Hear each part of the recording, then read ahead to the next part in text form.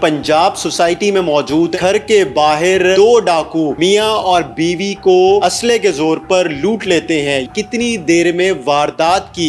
एक ने मेरे कमर पे आके पिस्तौल रख दिया है, सारा कुछ उन्होंने उतरवाया और कुछ सेकंड के अंदर ही वो फरार हो गए। 32-33 लाख तक का नुकसान हुआ हमारा। हमारे साथ इस वक्त मोहम्मद उस्मान मौजूद हैं, इनसे जानते हैं। उस्मान साहब, ये बताइएगा कहाँ से आप आ रहे थे और ये डाकू आपके पीछे कब लगे? क्या आप लोगों को पता चला कि आपको कोई ट्रेस कर रहा है? मैं धर्मपुरे से निकला था अपने फादर इन लॉ के घर आने के लिए, तो मैंने सिर्फ रास्ते में धर्मपुरे से पेट्रोल डलवाया और मैं डायरेक्ट आया हूँ यहाँ पे, ना मैं कहीं रुका हूँ। हालांकि यहाँ पे नाके वगैरह भी लगते हैं।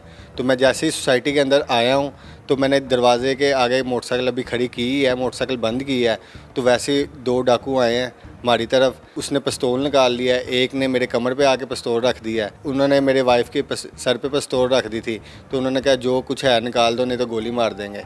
तो फिर हमने सारा कुछ जो कुछ था हमारे पास, हर चीज़, सोने के चेन पहनी हुई थी, कड़े थे, बालियाँ तक उन्होंने कान से उतरवा ली, अंगूठी थी, सारा कुछ उन्होंने उतरवाया और कुछ सेकंड के अंदर ही वो फरार हो गए। अच्छा, सोने के अलावा और क्या लेके गए? भजन बैग में पैसे थे 42,000 तकरीबन, और मोबाइल था, आईडी कार्ड था, तो यही बस। टोटल कितना नुकसान हुआ है जेवरात, कैश और मोबाइल समेत?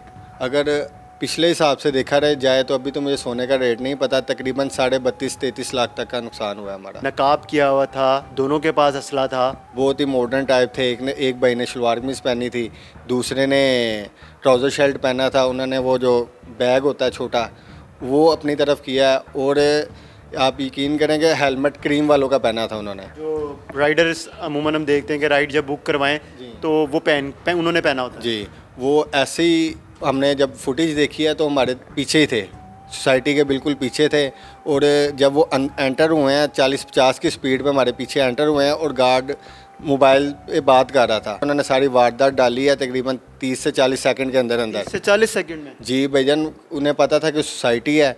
जो मेरी तरफ वो आए भी नहीं बिल्कुल, उन्हें क्योंकि सोना मिल गया था। सीसीटीवी फुटेज है, उसमें देखा जा सकता है कि आपकी जो मिसेज हैं, वाइफ, वो अपने शोल्डर से एक बैग फेंकती हैं नीचे और गाड़ी के नीचे करने की कोशिश करती हैं, जिसको वो डाकू निकाल लेते हैं। ये सारा क्या था?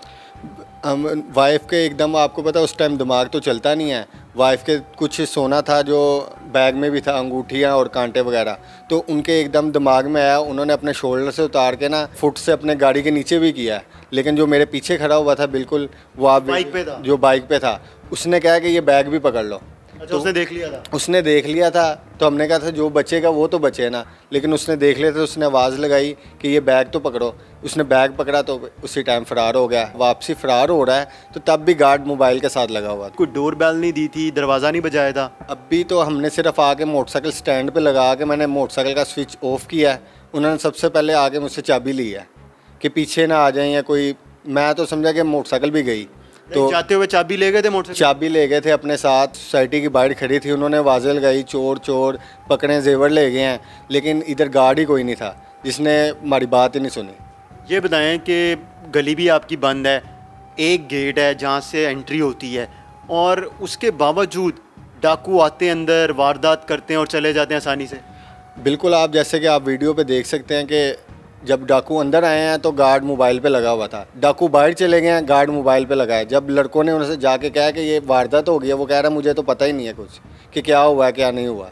उसके बाद इन्होंने दरवाज़े बंद कर दिए जी। मैंने कहा पहले दरवाज़े बंद करने थे कि सिक्योरिटी हर महीने ले रहे हैं ये, तो हमें सिक्योरिटी पे इत्मीनान नहीं है। ये पीछे गली भी है जिसकी वजह से पहले भी कुछ मामलात हुए हैं, तो आप इसको बेहतर से बेहतर किया जाए सिक्योरिटी को। आपकी मिसेज एक खातून साथ थी जिसको उन्होंने गन दिखाई और फिर कहा कि जो चीज़ें हैं वो निकालो, तो उनकी अब कैफियत कैसी है? कितना उनके दिल दिमाग में डर बैठा हुआ है?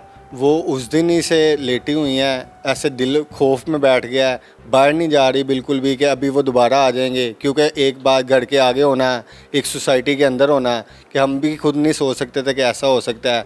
मैं तो डॉक्टर के पास तक कि वो नहीं जा रही कि ऐसी कैफियत में है वो। तो कितना अरसा हुआ है आपकी शादी को, और यूँ नहीं लगता कि ससुराल आना महंगा पड़ गया? नहीं, अभी मेरी शादी को 9 मंथ्स ही हुए थे। मैं भाईजान ओवरसीज़ हूँ, मैं ईरान में मेरा बिज़नेस है, तो मैं बस यहाँ पे शादी के बाद थोड़ा वक्त गुजारने आया था। मुकदमा कहाँ दर्ज करवाया है, किसकी मदीयत में दर्ज हुआ है? हमने मुकदमा फैक्ट्री एरिया वॉल्टन थाने में जमा करवाया है। फिर जो हमारा FIR हुई है, उनके जो आगे इन्वेस्टिगेटर लगे हैं, नदीम साहब लगे हैं ASC, तो उनके पास मुकदमा दर्ज हुआ है।